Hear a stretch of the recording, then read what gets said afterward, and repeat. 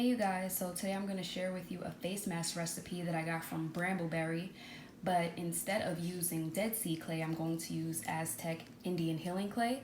I used it on my face yesterday and my face felt so smooth and clean, so I decided I'm going to show you guys exactly how I did it. So for this recipe, you're going to need a stick blender, 2 heat-safe containers, a digital scale. I have some emulsifying wax, some BTMS 50, of course the Indian healing clay, 2 oils of your choice. I would use 2 light oils because it's going on your face. I have apple cider vinegar extract because you can mix the Indian healing clay with apple cider vinegar.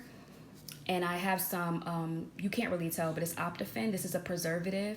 You don't have to use a preservative, but just remember if you don't use it, it won't last long. So now I'm just going to measure out my ingredients.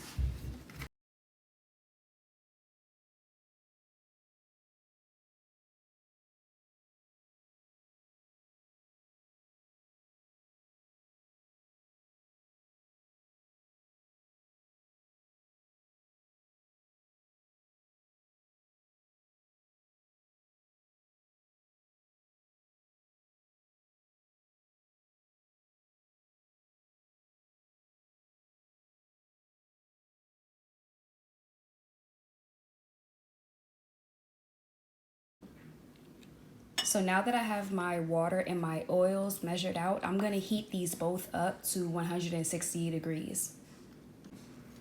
So while that's heating up, I'm going to measure out my clays and my other ingredients.